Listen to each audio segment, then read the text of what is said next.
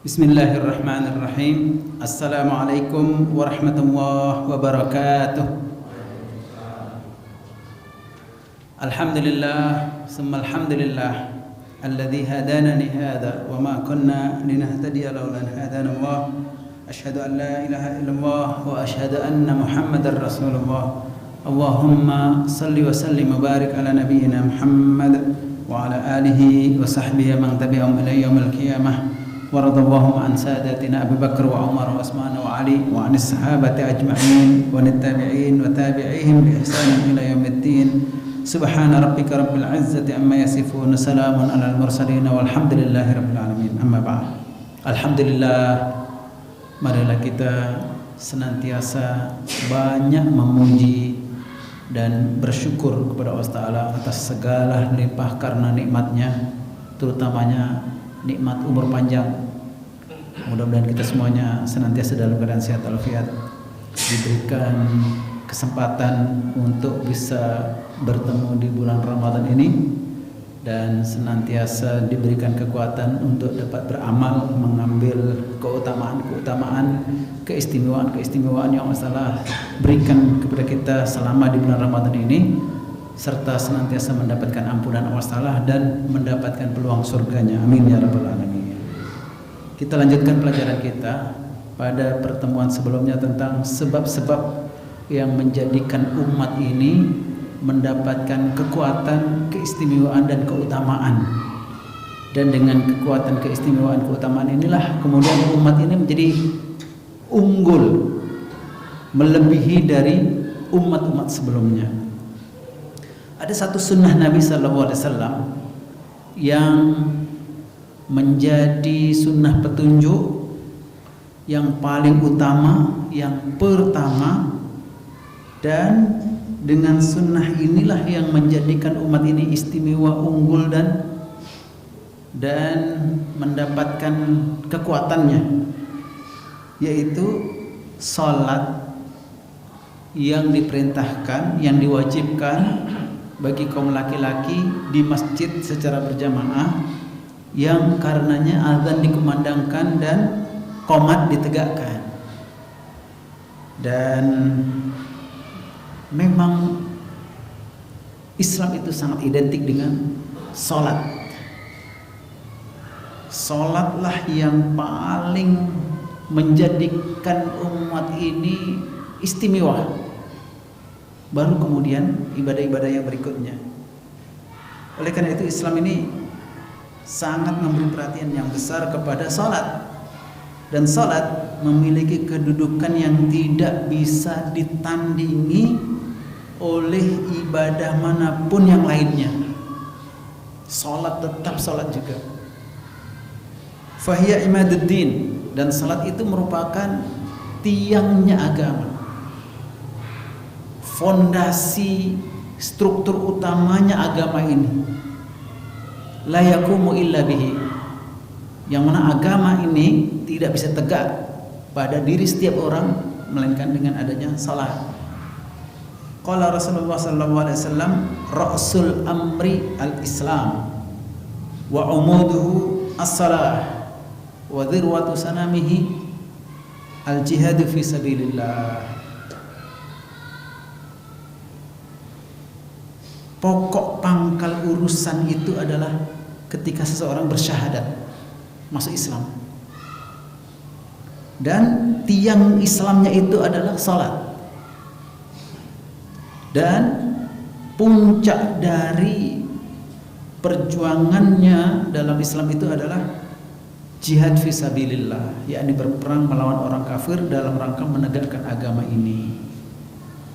Artinya yang dituntut oleh Nabi SAW dari semua umatnya, setiap umatnya ini adalah untuk bersyahadat, untuk masuk Islam, untuk deklarasi keislamannya. Dengan mengucapkan dua kalimat syahadat itu jaminan selamat dunia akhirat, aman. Karena dengan syahadatlah seseorang itu layak untuk mendapatkan surga Allah Ta'ala. Kalau sekiranya banyak dosa, banyak maksiat, banyak kesalahan, potensi peluang untuk mendapatkan syafaat dari Nabi kita SAW sangat besar. Untuk mendapatkan syafaat dari yang lain-lainnya sangat besar. Dari ibadahnya, dari anak-anaknya, dari saudara-saudara dan kaum kerabatnya sangat besar. Tapi kalau tidak ada syahadat, tidak ada pernyataan Islam, ini tidak bisa tertolong lagi. Dan setelah dia mengucapkan syahadat, yang menjadi penyangga, penegak dari keislamannya itu adalah salat. Kalau ada salat, selamat. Karena salat ini menjadi bukti nyata bahwa dia beriman. Artinya dia benar-benar Islam. Meningkat derajatnya, statusnya dari Islam menjadi beriman. Dan ketika orang itu beriman, maka firman Allah Ta'ala, perintah Allah Ta'ala kepada orang-orang beriman berbeda dengan orang-orang pada manusia, kepada orang Islam saja, begitu. Dan puncak dari ibadah-ibadah seseorang dalam Islam ini adalah jihad fisabilillah, menegakkan agama Allah hatta walaupun dia harus berperang melawan orang kafir.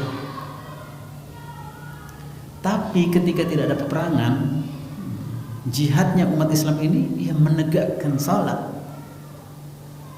tetap salat juga.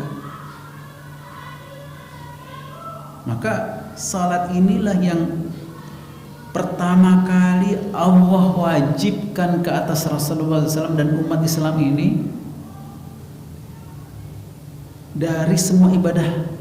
Jadi Islam yang pertama kali diwajibkan, yaitu pada periode Makkah sebelum Nabi hijrah ke Madinah sudah diwajibkan salat. Nah, perintah puasa, zakat dan seterusnya itu setelah Nabi berhijrah ke Madinah. Nah, perintah puasa itu setelah 2 tahun hijrahnya Nabi ke Madinah. Begitu juga dengan zakat. Bahkan haji itu setelah 8 tahun berhijrah ke Madinah baru ada perintah wajib. Maka salat inilah yang pertama.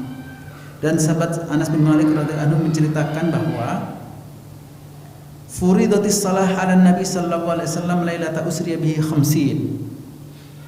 Summa nukisat hatta jilat 5. Summa nudiya ya Muhammad innahu la yubaddalul qawla ladayya wa inna laka bihadzal 50. Difardukan, diwajibkan salat ke atas Nabi kita sallallahu alaihi wasallam itu pada malam di Isra Mi'rajkan. Itu peristiwanya 2 tahun sebelum hijrahnya Nabi ke Madinah. Dan perintah ini sangat istimewa karena Nabi sallallahu alaihi wasallam diundang oleh Allah Ta'ala, dipanggil oleh Allah Ta'ala, di Isra Mi'rajkan oleh Allah Ta'ala ke Sidratul Muntaha, langit ke-7 yang paling tinggi, paling istimewa, untuk langsung bertemu dengan Allah Ta'ala tanpa perantara lagi. Tanpa perantara lagi. Nah, mula-mula diwajibkan ke atas Nabi SAW adalah 50 kali sholat, 50 waktu sholat. Lalu kemudian perintah itu dikurangi sampailah menjadi 5 sholat, 5 waktu sholat. Begitu setelah dikurangi, dipanggillah Nabi Muhammad SAW, ya Muhammad. Semanudia ya Muhammad, dipanggil, diserukan, wahai Muhammad, innahu la yubaddalul qawla ladayya, sesungguhnya setelah pengurangan ini sudah tidak ada lagi perubahan. Wa inna laka bihadzal 5, dan bagimu 5 waktu salat ini sama dengan 50 waktu salat, sama dengan 50 kali salat. Hadis riwayat Ahmad, Nasai, Tirmidzi dan disahihkannya. Artinya 50 waktu sholat sebenarnya yang diwajibkan ke atas kita itu. Lalu kemudian Allah Ta'ala sudah kurangi lagi dari 50 itu menjadi 5. Jadi yang sedikit ini Seharusnya kita banyak bersyukur kepada Allah Ta'ala. Karena satu kali waktu sholat saja kita berjalan kaki menuju ke masjid, berada di masjid, balik lagi ke rumah, itu paling singkatnya itu setengah jam, 30 menit. 30 menit, setengah jam. Nah, kalau sekiranya 50 kali waktu sholat, coba bisa bayangkan berapa jam untuk sholatnya saja itu bisa jadi 25 jam. Nah, 25 jam itu kita aja dalam sehari semalam cuma ada 24 jam. Nah, cukup, kita nggak bisa lagi makan, nggak bisa lagi istirahat, nggak bisa lagi bekerja, nggak bisa lagi tidur, sholat saja tidak henti-hentinya. Nah, ini sudah banyak dikurangi. Oleh karena itu, ketika kita memahami akan kisah perintah sholat ini, kita banyak bersyukur kepada Allah Ta'ala. Memang atas kasih sayang Allah Ta'ala kita diberikan kesempatan yang longgar, yang banyak untuk kita banyak bersyukur, gitu maksudnya. Bisa lagi bekerja, bisa lagi istirahat, bisa lagi makan minum, bisa lagi tidur, bisa lagi melakukan kegiatan-kegiatan sosial yang lainnya, gitu. Wa hiya awwalu ma yuhasabu 'alaihi al-'abd. Dan salat ini nanti pertama kali yang akan dipertanyakan oleh Allah Ta'ala kepada setiap hamba. Karena salat ini yang menentukan seseorang itu jujur dalam keislamannya, jujur dalam kalimat syahadatnya atau tidak, gitu. Dan Nabi sallallahu alaihi wasallam bersabda, "Awwalu ma yuhasabu 'alaihi al-'abdu yaumil qiyamah as-shalah." Yang pertama kali akan dipertanyakan, akan dihisab, akan diperhitungkan ke atas setiap hamba pada hari kiamat nanti adalah salat.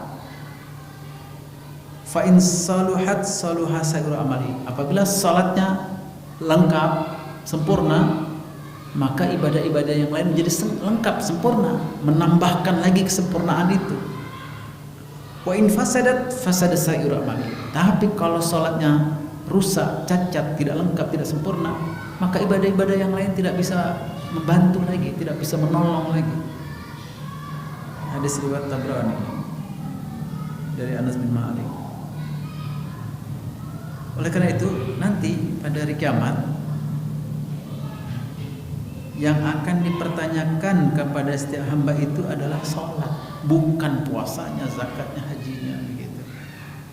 Dan Allah Ta'ala berfirman kepada para malaikatnya, yaqulu rabbuna li malaikatihi wa huwa a'lam. Allah perintahkan kepada para malaikatnya, padahal Allah lebih tahu yang mana hambanya ini sempurna salatnya, tidak sempurna salatnya. Unzuru fi salati abdi atammaha am naqasaha.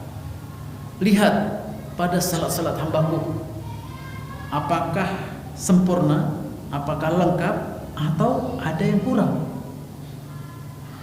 Fa in kanat tammah kutibat lahu tammah. Apabila sempurna salatnya, maka disegel, dicop sempurna, cop completed atau well accomplished atau apalah, pokoknya mendapat segel, begitu. Wa in kanat taqasa minha syai'an qala. Tapi apabila ada kekurangan, Allah perintahkan lagi kepada para malaikatnya, unzuru hal li abdi min tatawwu. Lihat apakah pada diri hambaku ini ada ibadah-ibadah salat sunatnya. Fa in kana lahu tatawwu qala atimmu li abdi faridatahu min tatawwu'ihi. Kalau ada salat-salat sunatnya, maka Allah perintahkan kepada para malaikat itu, sempurnakan salat-salat hambaku yang wajib itu dengan sunat-sunatnya, salat-salat sunatnya.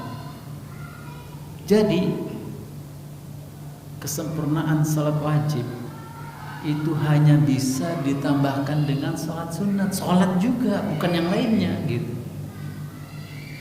Jadi salat juga.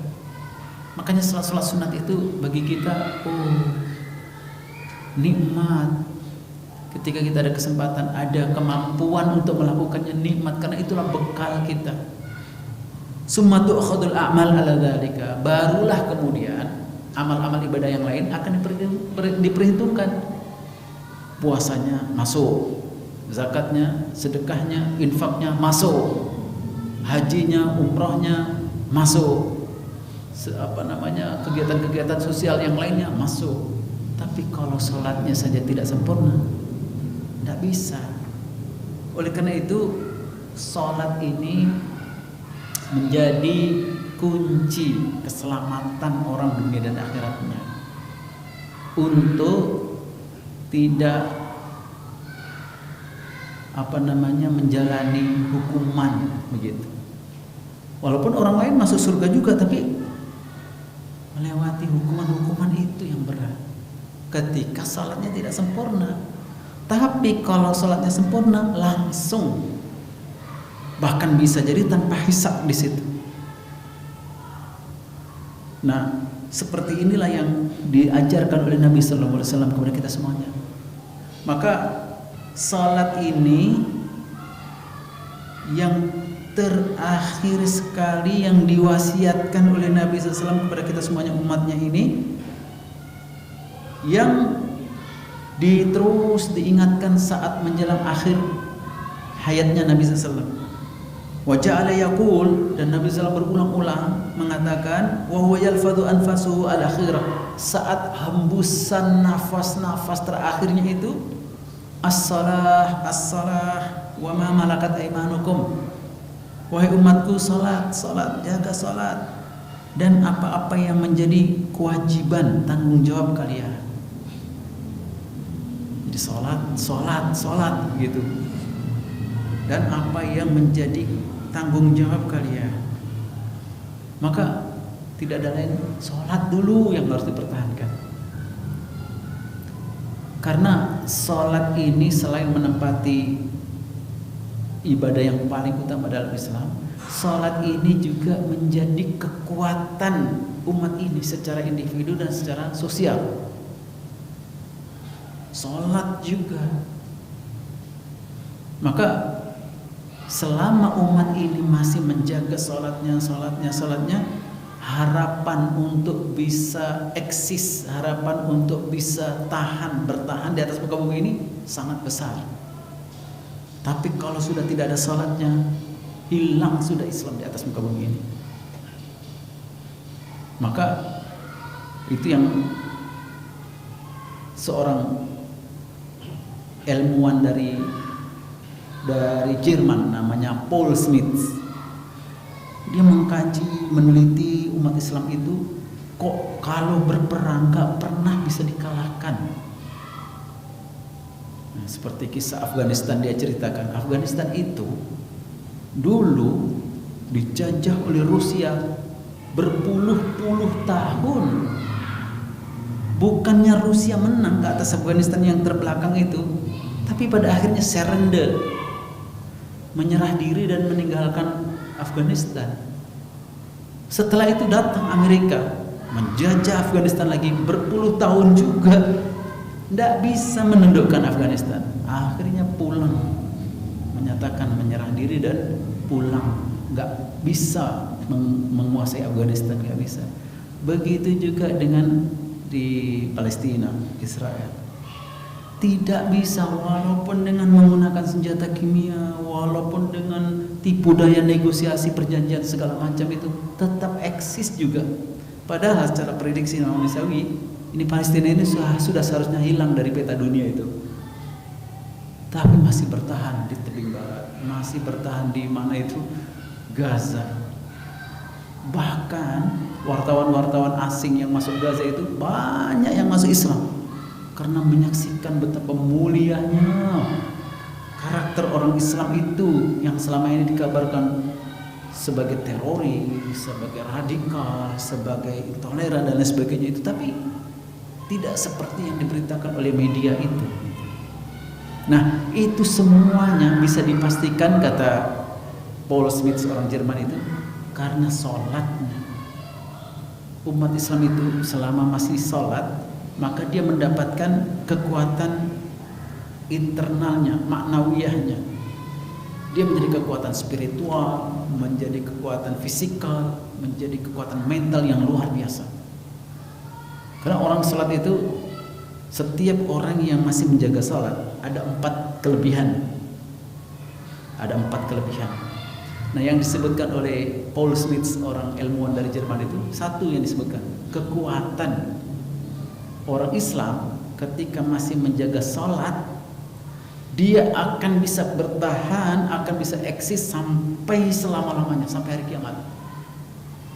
Tapi kalau orang Islam sudah nggak sholat, sebentar saja akan bisa dimusnahkan, karena dia sudah nggak bisa mendapatkan kekuatannya lagi gitu.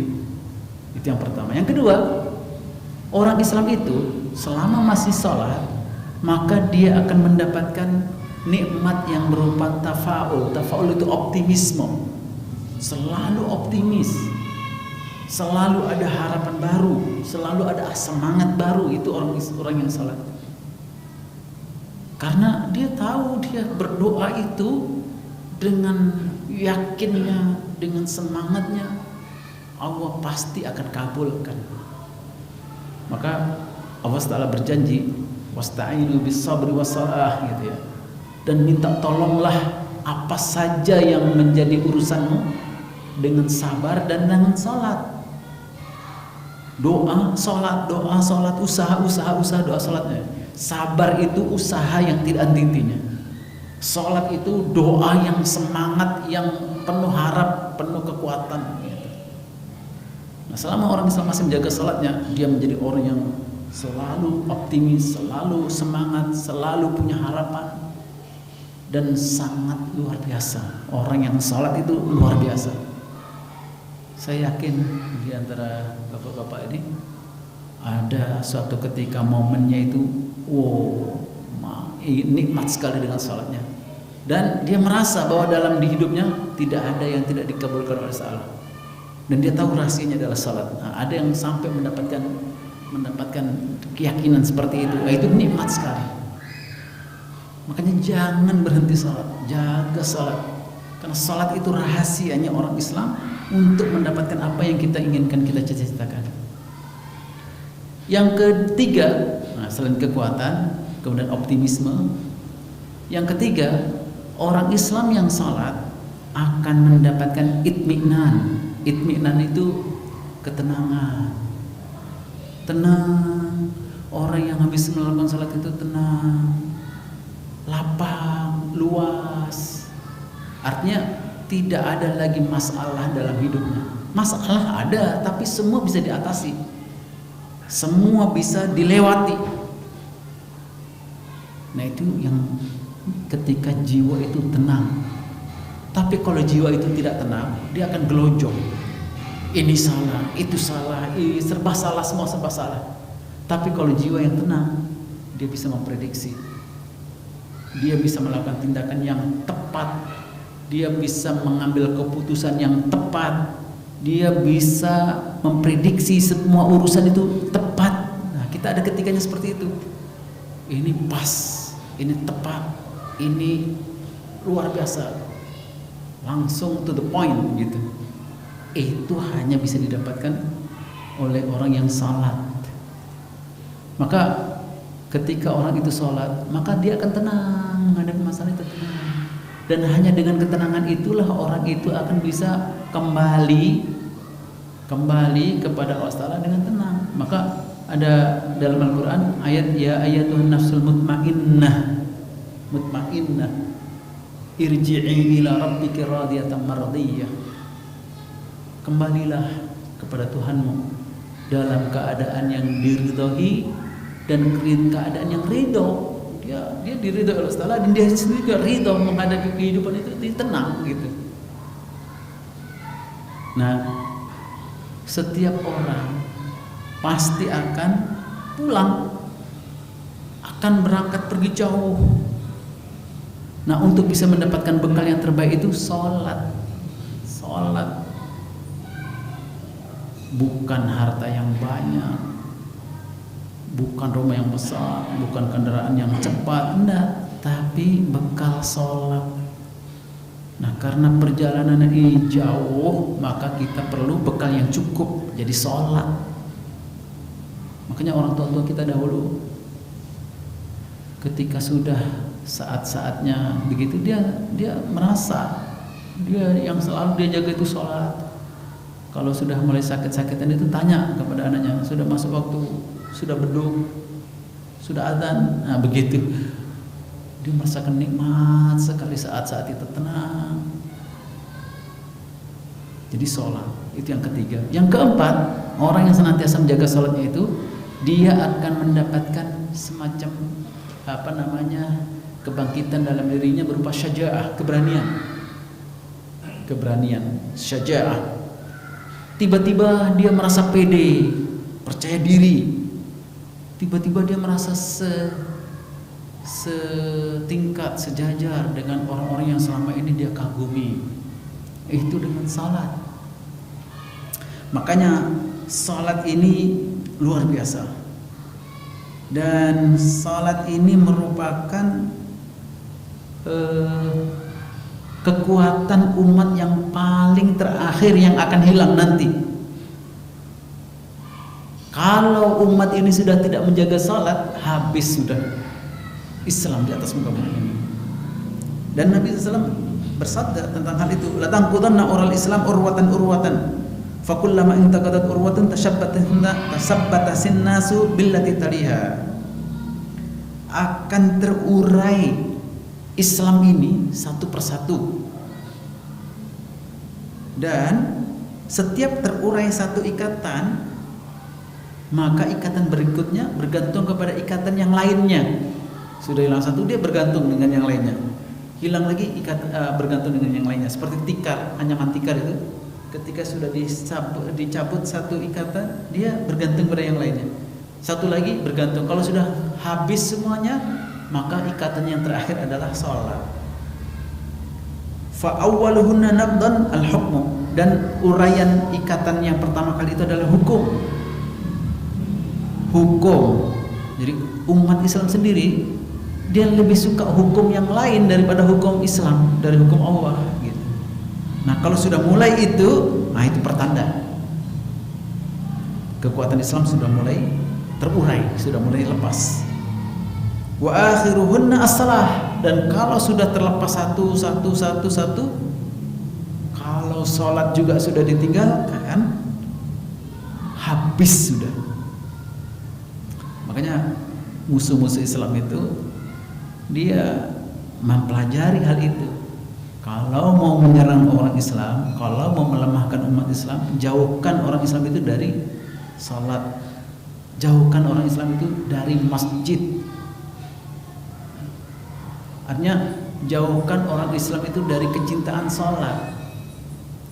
Dan mulailah orang Islam kemudian mengatakan salat itu wilayah privat gitu. Jaga sendiri-sendiri aja. Sudah mulai itu sebenarnya. Enggak usah berjamaah di masjid itu. Gitu. Itu wilayah privat. Udah mulai begitu. Itu hati-hati itu kalau sudah ada kata-kata seperti itu. Padahal perintah yang sebenarnya itu sholat yang wajib itu berjamaah di masjid. Barulah orang Islam itu akan terikat antara satu dengan yang lainnya. Maka ucapan orang Jerman ini, ilmuwan Jerman ini, dia mengatakan bahwa selama masih umat Islam itu salat di masjid, maka persaudaraan sesama mereka tidak bisa dikalahkan oleh kekuatan manapun. Karena hanya Islam saja itu, karena keimanan mereka dengan salat-salat mereka itu bisa bersatu. Mana ada di tempat ibadah lain bisa kita duduk nyantai bersama-sama sebelah kita nggak peduli siapa sebelah kita, orang kaya kah dia, orang berada kah dia, orang pegawai tinggi kah dia, orang mulia bangsawan kah dia. Kita nggak merasa itu. Kita merasa ini saudara kita, ini merasa sahabat kita. Kata Paul Smith, Anda tidak bisa mendapatkan suasana itu di gereja, dia bilang. Dia seorang Katolik.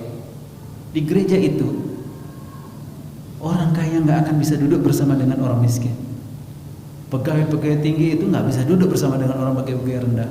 Bangsawan-bangsawan itu nggak bisa duduk dengan orang-orang gembel. Dia ada tempatnya tersendiri. Tapi dalam Islam tidak. Siapa yang datang dulu, dia yang bisa duduk di paling depan, saf paling depan.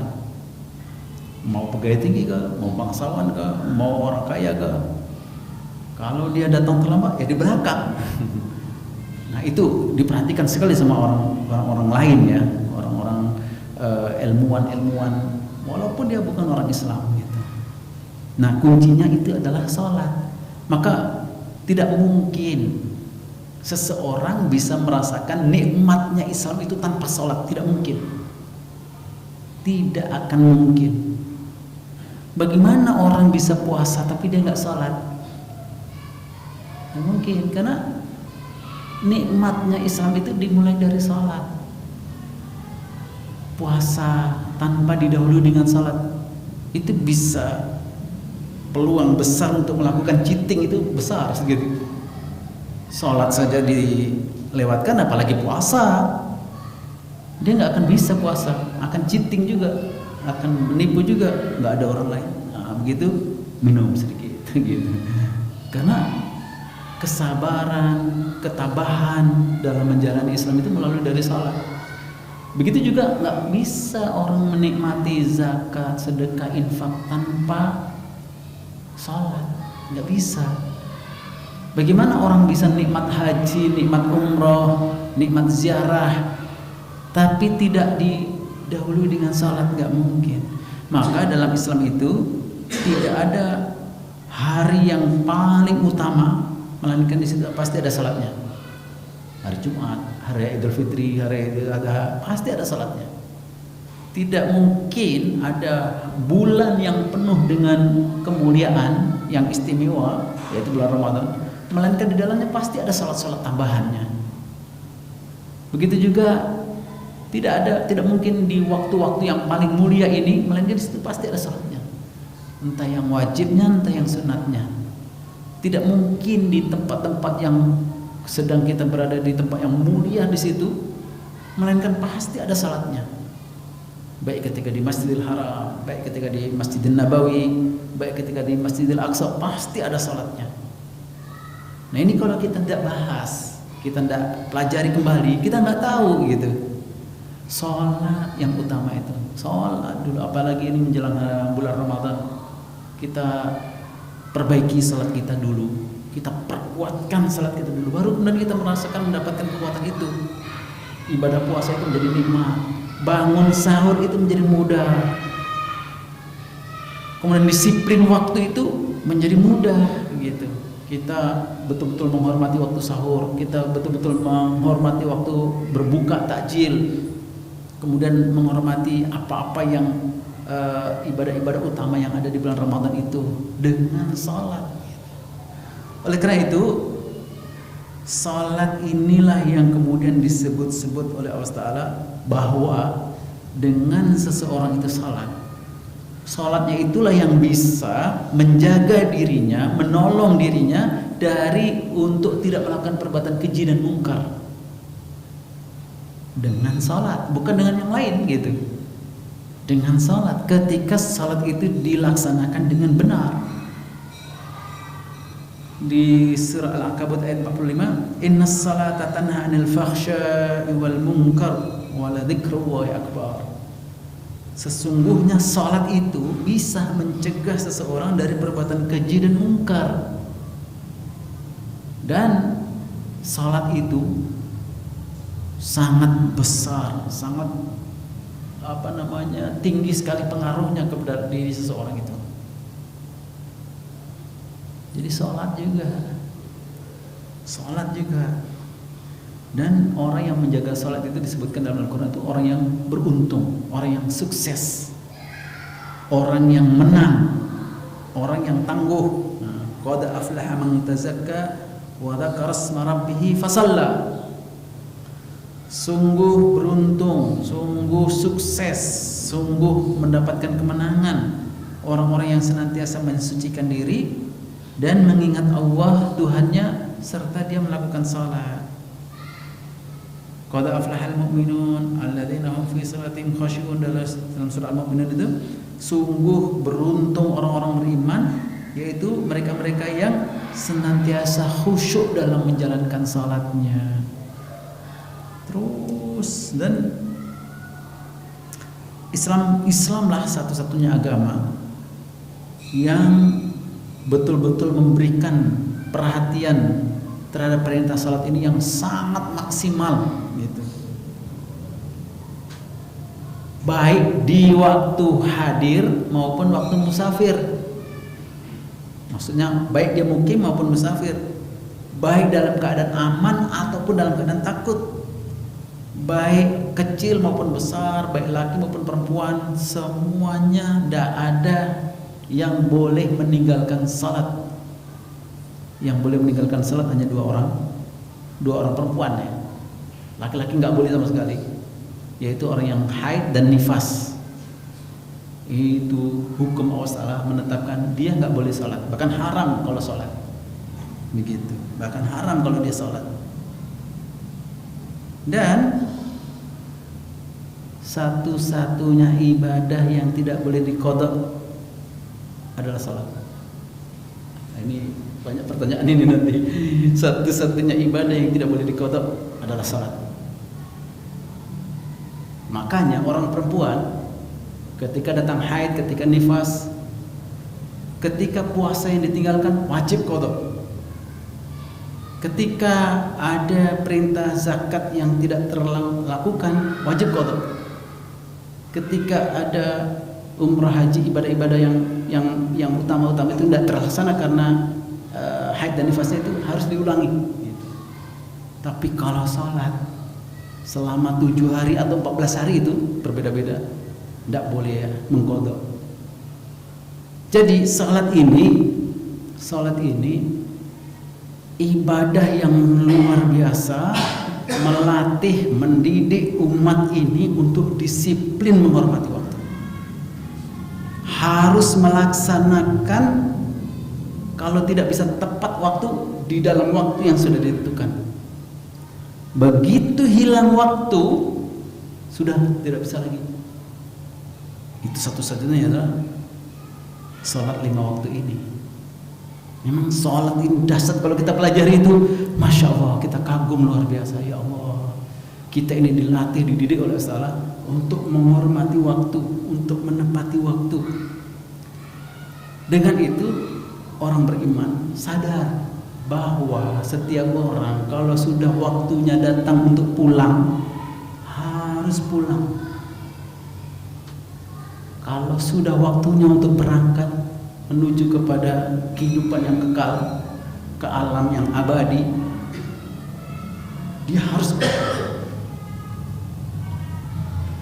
Makanya kisah-kisah nabi-nabi dahulu yang pernah kita sebutkan, seperti Nabi Daud, Nabi Ibrahim yang pernah kita kisahkan, Nabi Sulaiman, Nabi Daud itu nabi yang pertama sebagai seorang rasul sekaligus sebagai seorang raja di raja, penguasa yang punya pengawal, punya keamanan yang sangat ketat.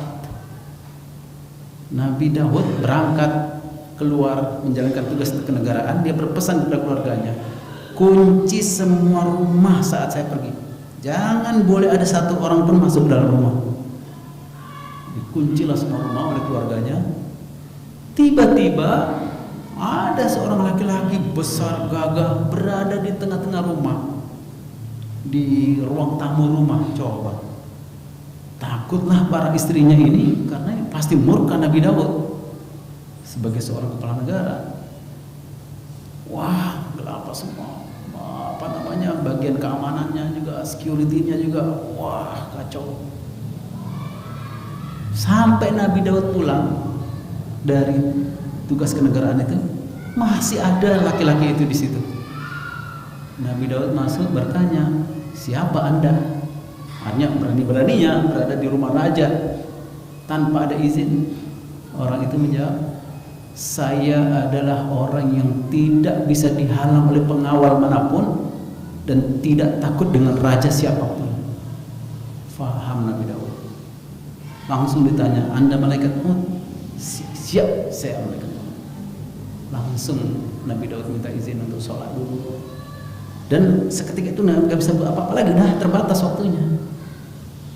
Nah, orang beriman seperti itu. Itulah yang kita, masya Allah, salat ini betul-betul mengajarkan kepada kita, mendidik kepada kita.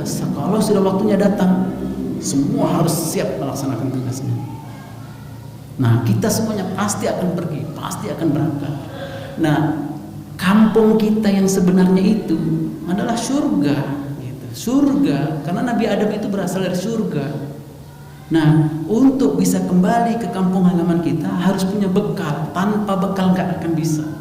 Nah, bekal yang utama kita itu sholat. Nah, itu maksudnya Allah perintahkan kita berkali-kali sholat supaya kita bisa mendapatkan nikmat sholat, supaya kita bisa mendapatkan khusyuk sholat. Maka sholat itu tidak sekali dua kali, berkali-kali dalam seumur hidup kita.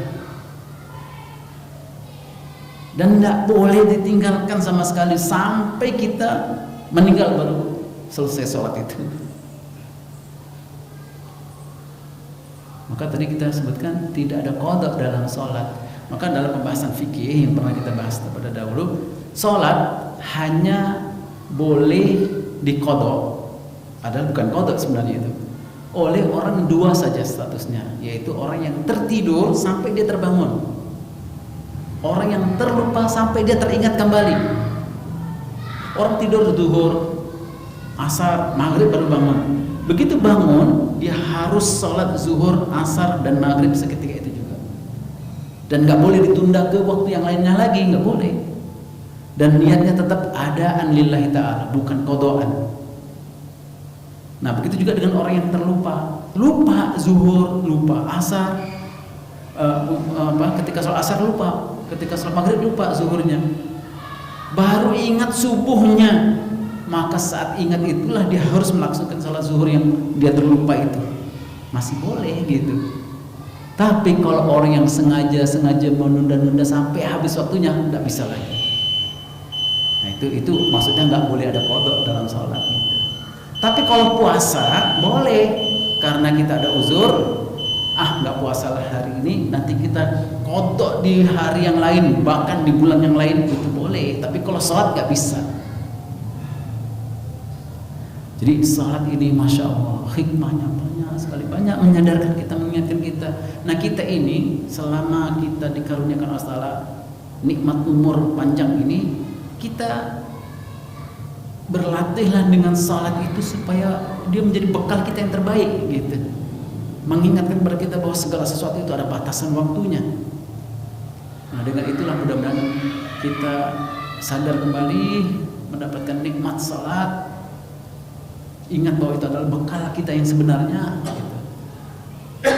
Yang berucap di depan ini juga nggak jaminan bahwa dia sudah mendapatkan nikmat sholat, khusyuk sholat, belum. Sama kita semuanya sedang berjuang untuk mendapatkan itu, sedang berusaha habis-habisan untuk mendapatkan itu sebagai bekal kita sama-sama untuk menuju ke kampung halaman kita yang sebenarnya itu. Mudah-mudahan bermanfaat. Apabila ada pertanyaan, ada tambahan, ada ulasan, dipersilakan. Tentang sholat ini memang sebelum datang Ramadan kita perbaiki sholat kita perbaiki lagi, karena nikmatnya puasa pun berangkat dari sholat. Baik, ada tambahan, ada pertanyaan, ada ulasan? Mudah-mudahan bisa dimengerti bersama. Dan kalau sudah tidak ada pertanyaan, tidak ada tambahan, tidak ada ulasan dalam majelis kita pada malam hari ini, malam terakhir kita sebelum memasuki bulan Ramadan. Besok kalau nggak salah sudah tarawih. Besok sudah tarawih. Saya mohon maaf selama ini mungkin barangkali ada kekurangan, ada kesilapan, ada kekhilafan, dan kita sama-sama melapangkan dada kita untuk saling memaafkan. Yang dengan itu mudah-mudahan kita bisa memasuki bulan suci Ramadan ini dengan penuh lapang dada, dengan penuh keluasan, kelapangan gitu ya. Dan mudah-mudahan Allah Ta'ala senantiasa memberikan kita umur panjang, sehat walafiat, bisa menjalani ibadah Ramadan sampai di penghujungnya, sampai terakhirnya dengan penuh kekuatan, penuh kenikmatan, penuh kesadaran, penuh kekhusyukan. Allah terima kita, Allah berikan ampunan kepada kita semuanya, dan Allah berikan surganya untuk kita semuanya. Amin ya rabbal alamin. Kita tutup dengan tasbih kifarah. Subhanakallahumma wa bihamdika asyhadu an la ilaha illa anta astaghfiruka wa atubu ilaika. Billahi taufiq wal hidayah. Assalamualaikum warahmatullahi wabarakatuh.